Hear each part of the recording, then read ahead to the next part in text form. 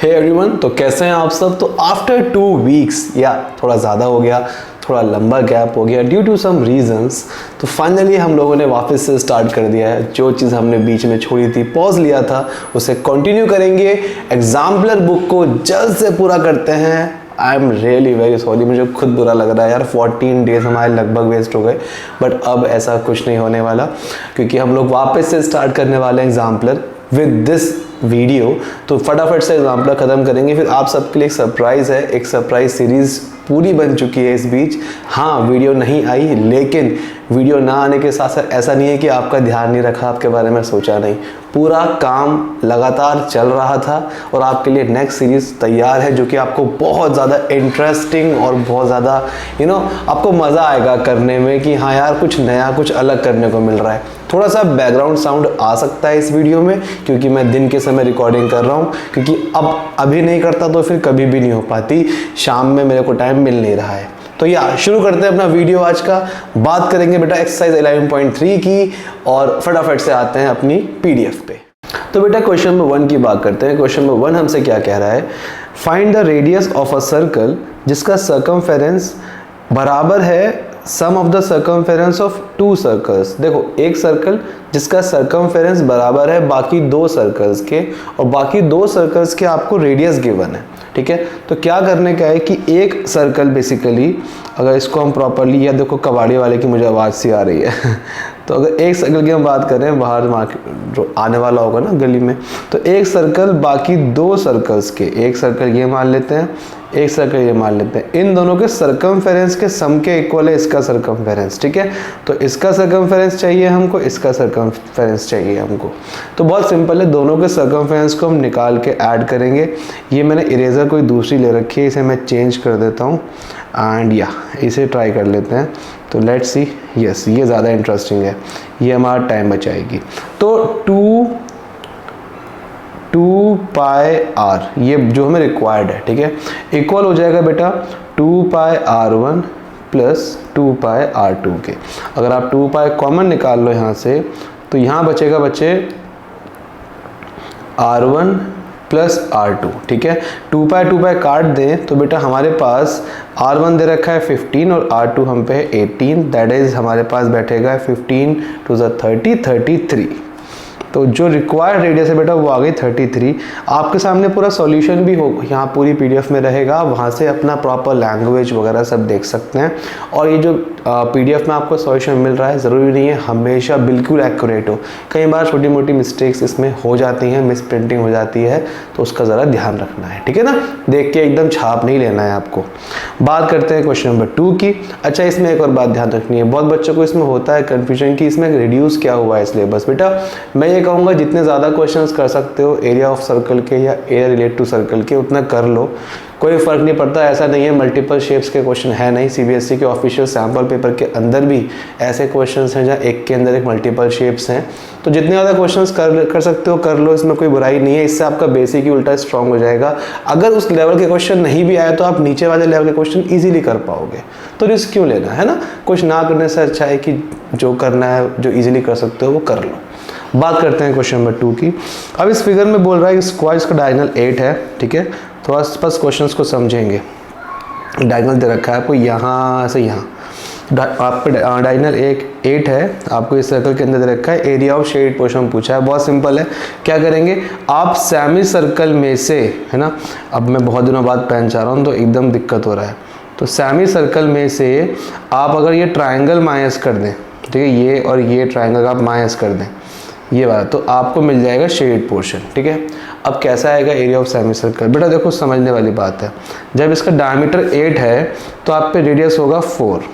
ठीक है, आप पे रेडियस 4 है, इससे आप इजीली निकाल सकते हो एरिया ऑफ सेमी सर्कल। अब मुद्दा ये आता है कि भैया हम ये एरिया ऑफ ट्राइंगल कैसे फाइंड करें। बहुत सिंपल है ये भी, क्योंकि ये एक स्क्वायर है बेटा, और आपके पास सामने की पूरी साइड 8 दे रखी है, इन्हें आप एक्स एक्स लेट कर लीजिए। अब ये साइड्स ऑफ स्क्वायर तो इक्वल होते हैं, तो इसलिए मैंने एक्स एक्स लेट कर लिया। यहाँ पाइथागोरस थ्योरम लगाएंगे तो आपको साइड ऑफ स्क्वायर भी इजीली मिल जाएगी। जब साइड ऑफ स्क्वायर मिल जाएगी तो आराम से आप इस ट्राइंगल में half into base into height लगा सकते हो, you will get the area of triangle. ठीक है, सॉल्यूशन करवाना ही सब कुछ नहीं होता, क्वेश्चंस को समझाना भी एक बहुत इंपॉर्टेंट पार्ट है। तो अगर क्वेश्चन को समझ के आप कर पा रहे हो बहुत अच्छी बात है, इससे अच्छा कुछ नहीं हो सकता। तो यहाँ इन लोगों ने क्या करा है, लेट्स सी, कुछ ऐसा ही करा है। इन लोगों ने x की जगह a लिया हुआ है एंड एरिया ऑफ स्क्वायर निकाला हुआ है, और सर्कल, सेमी सर्कल के लिए सेम वही काम करा है।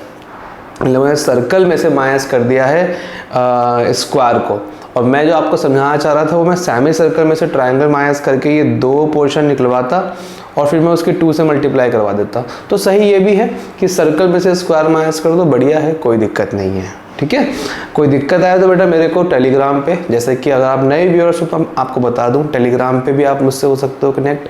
हमारा एप्लीकेशन है खुद का, वहाँ पे अभी हम लोग काफ़ी दिन से एक्टिव नहीं है बिकॉज वो नए प्रोजेक्ट पे काम चल रहा है जो कि within a week launch कर देंगे हम लोग। तो वहाँ भी आप मुझसे कनेक्ट हो सकते हो, और आप चाहें तो मेरे को कमेंट सेक्शन में कमेंट्स करके मैं वहाँ भी आपसे बात करूँगा। मैं रिप्लाई सबके कमेंट्स के ज़रूर करता हूँ। ठीक है, अभी तो करता हूँ क्योंकि आते ही खैर हम बात करते हैं। Find the area of sector of circle of radius 28 and centre angle 45। यहाँ डायरेक्ट करना है, एरिया ऑफ सेक्टर का फॉर्मूला लगाएंगे pi square multiply theta upon 360। हम आगे मूव ऑन करते हैं। ठीक है, आपको बोल रहा है एक व्हील है, the wheel of a motorcycle is of radius 35 centimetre. एक पहिए का रेडियस दे रखा है 35 सेंटीमीटर। कितने चक्कर वो लगाएगा 1 मिनट में, how many revolution per minute must the wheel must make so as to keep a speed of 66 kilometre per hour. 66 kilometre per hour की स्पीड के लिए उसे कितने चक्कर लगाने पड़ेंगे 1 मिनट के अंदर। देखो समझने वाली बात है, बहुत सिंपल। जब भी हम बात करते हैं व्हील के चारों तरफ की, क्योंकि जब पहिया घूमेगा तो उसका सरकमफेरेंस ही है जो कि ज़मीन को टच करेगा। अंदर आपने देखा होगा बहुत व्हील ऐसे भी होते हैं जिनमें जो खाली उसमें बने होते हैं, डिज़ाइन बने होते हैं, डिज़ाइन से तो खाली होता है, गैप होता है, तो एरिया से कोई मैटर नहीं है। सरकमफेरेंस की बात चल रही है जो इसमें होती है। सरकमफेरेंस आप निकाल लेंगे, आपको मिलेगा 220 सरकमफेरेंस। उसके बाद स्पीड जो है, स्पीड को कन्वर्ट करेंगे सेंटीमीटर पर मिनट में, क्यों? ताकि इसकी यूनिट सेम हो जाए। ठीक है, उसके बाद नंबर ऑफ रिवॉल्यूशन के लिए जस्ट डिवाइड, तो कितने रिवॉल्यूशंस हो जाएंगे वो आपको मिल जाएगा। आगे बात करते हैं, एक काव बांधी है। ये क्वेश्चन बहुत नॉर्मल सा क्वेश्चन है। इसमें एनसीईआरटी में एक हॉर्स को लेके है, शायद एक घोड़ा बांधा हुआ है, वो घास चल रहा है, फिर घोड़े की रस्सी 7 से 14 कर दी, ऐसा कुछ करके क्वेश्चन है। लेफ्ट साइड एनसीईआरटी पे है, पेपर आप चेक करेंगे एक्सरसाइज में। तो एक काव बांधी गई है रोप से, लेंथ है 14, तो इस रोप की लेंथ है बेसिकली 14 मीटर। ठीक है, हम पॉज लेते हैं, बाहर रेडी वाला आ चुका है। बोल ले भैया, बोल ले, जा फटाफट। फिर मैंने बताया ना दिन में रिकॉर्डिंग कर रहा हूँ, थोड़ा बहुत हल्का फुल्का डिस्टर्बेंस रहता है। ये टाइम भी बिल्कुल पीक टाइम है, मैं आई थिंक 10:30-11 बजे रिकॉर्डिंग कर रहा हूँ, थोड़ा सा रहेगा। हालांकि अब मैं टाइम निकाल रहा हूँ कि मैं नाइट में करूँ वापस से रिकॉर्ड, ताकि आपको और अच्छी क्वालिटी मिल जाए। थोड़ा सा एडजस्ट कर लो भाई के लिए, ठीक है, कोई दिक्कत नहीं। तो बेटा रोप है 14 मीटर की, ये रेक्टेंगल के फील्ड के कॉर्नर में बनी हुई है, फील्ड दे रखा है। तो कुछ जाहिर सी बात है, जब ये 14 यहाँ से यहाँ तक है, AE दे रखा है, तो ये भी 14 ही होगा, है ना। अगर मैं यहाँ से यहाँ जाऊँगा तो ये बेटा ये भी 14 ही होगा, और यहाँ से यहाँ जाऊँगा, सॉरी, अगर मैं यहाँ से यहाँ जाऊँगा तो ये भी 14 ही होगा, यहाँ से यहाँ जाऊँगा तो ये भी 14 ही होगा। मतलब 14, एक रस्सी बांध दी, ये रस्सी बांध दी। अब चाहे इसे आप ऐसे मूव कर लो चाहे ऐसे मूव कर लो, रस्सी की लेंथ तो सेम ही होने वाली है।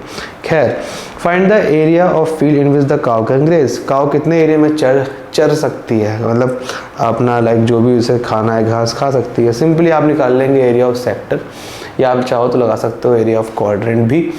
अब इसमें मज़े की बात क्या है इस क्वेश्चन के अंदर बेटा, अगर इस क्वेश्चन में ये रेक्टेंगल में ये चीज़ पूछ लेता है कि जो एरिया वो घास नहीं चर सकती वो निकालो, तो बड़ा मज़ा आता। फिर आप एरिया ऑफ रेक्टेंगल में से एरिया ऑफ वो वाला पोर्शन जहाँ वो घास खा सकती है उसे माइनस कर देते।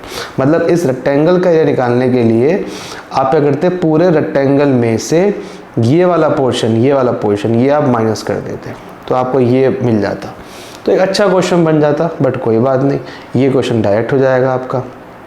तो आप लगाएंगे pi square multiply theta upon 360, आपका रेडियस रहेगा 14 और आपके पास एंगल रहेगा 90 डिग्री का, बिकॉज इट्स अ रेक्टेंगल। ठीक है, बात करते हैं फाइंड द देखो हम 10-10 मिनट की वीडियोस बनाएंगे, अगर मल्टीपल पार्ट्स बनने होंगे तो मल्टीपल पार्ट्स बना देंगे। इस बार बिल्कुल जल्दबाजी नहीं, क्वेश्चन को आराम से समझ के चलेंगे, है ना। तो find the area of flower bed, area of flower bed निकालना है। सेमी सर्कल्स हैं, एंड पे कह रहा है क्वेश्चन खुद हमसे, ये सेमी सर्कल्स हैं, बीच में हमारा रेक्टेंगल है, ठीक है। तो ये हम पे सेमी सर्कल है और ये भी हम पे एक सेमी सर्कल है, ठीक है।